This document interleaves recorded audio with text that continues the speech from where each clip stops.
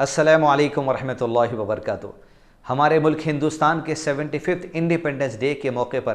तमाम हिंदुस्तानियों से एक मुख्तसर बात पेश करनी है। अंग्रेज़ों से जिस तरह इस मुल्क के हिंदू और मुसलमान और तमाम मज़हब के लोगों ने आज़ादी ली नहीं बल्कि आज़ादी छीनी, जो उन्होंने हमसे हमारी आज़ादी छीन ली थी। हमारे असलाफ़, हमारे बड़ों ने कुर्बानियाँ देकर और जद्दोजहद कर कर, चाहे वो जिसी भी मज़हब के हो, इस मुल्क हिंदुस्तान को महफूज रखने और यहाँ के लोगों को महफूज रखने के लिए अंग्रेज़ों से और जो जालिम लोग थे उनसे आज़ादी छीनी और अपना हक़ मांगा और अपना हक़ छीना उनसे, और फिर इस मुल्क को आज़ाद किया। लेकिन दोस्तों,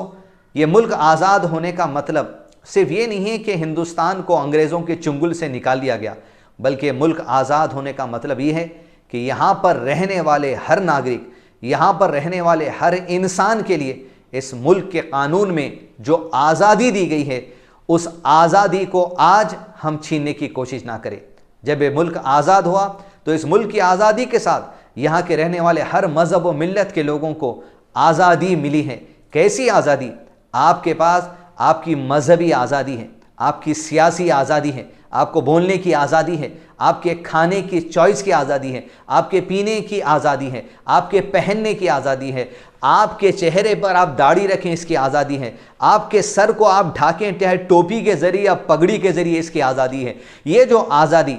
अल्लाह अज़्ज़ा वजल की तरफ से यहाँ के मुल्क के लोगों में दी गई है और यहाँ का कानून बनाने वालों के दिल में ये बात डाली गई है, इस आज़ादी के पैगाम को हम समझे और कोई मज़हब वाला दूसरे मज़हब वाले को या कोई हिंदुस्तानी दूसरे हिंदुस्तानी से इसकी ये जो मजहबी आज़ादियाँ, जो कुछ आज़ादियाँ यहाँ का कानून फराहम करता है, उसको दोबारा छीनने की कोशिश ना करे जिस तरह अंग्रेज़ों ने छीनने की कोशिश की थी। हम एक आज़ाद मुल्क में रहते हुए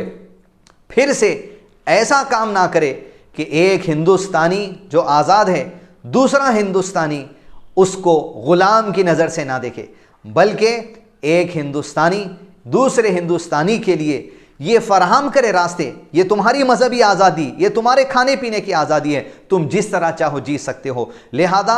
अपनी आस्था के नाम पर, अपनी अकीदे के नाम पर, अपनी कट्टरपंथी के नाम पर अपने जहनों को नैरो कर कर, बहुत छोटा कर कर एक हिंदुस्तानी दूसरे हिंदुस्तानी का दुश्मन ना बन जाए। कहीं ऐसा ना हो जिस तरह अंग्रेज़ों ने हमारी आज़ादी छीन ली थी तो हमारे असलाफ ने उनसे दोबारा छीनी, कहीं आज एक हिंदुस्तानी दूसरे हिंदुस्तानी की मजहबी आज़ादी, खाने पीने की आज़ादी, पहनने की आज़ादी, उसके जीने के तरीक़े की आज़ादी पे कहीं अपनी आस्था, अपनी अक़ीदे, अपने कट्टरपंथी के नाम पर कहीं दोबारा ना छीन ले और फिर आज़ाद हिंदुस्तान में आज़ाद हिंदुस्तानी एक दूसरे को ग़ुलाम की हैसियत से ना समझने लगे।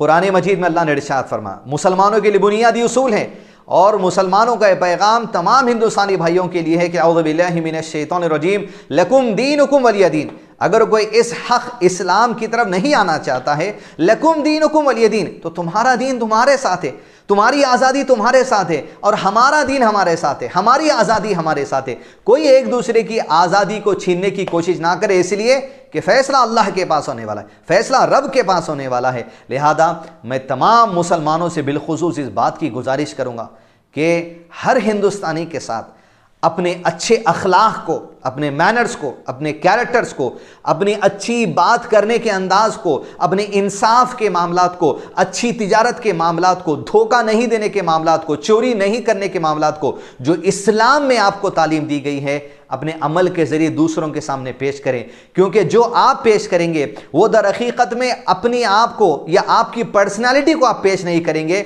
बल्कि आपकी जो अच्छी पर्सनालिटी इस्लाम की वजह से बनी है उस इस्लाम के पैगाम को आप पेश करने वाले बनेंगे। लिहाजा तमाम हिंदुस्तानियों को जो भी जद्दोजहद हमारे असलाफ ने की है उन्होंने उसका अजर पाया अल्लाह की तरफ से, जो खैर जो कुर्बानियाँ की हैं। और फिर ये जो भी काम जब किया जाता है वो अल्लाह की रिदा के लिए किया जाना चाहिए, और ख़ास ये कि किसी भी काम में, किसी भी मामले में हम गुलू में ना चले जाएं या शिरक और कुफ्र के दर्जे पर ना चले जाएं, ताकि किसी भी अमल के करने पर जो अल्लाह की तरफ से खुशी और रिदा हमको मिलती है वो कहीं हम अपने हाथों से गंवा ना दे। अस्सलामु अलैकुम वरहमतुल्लाहि वबरकातुहू।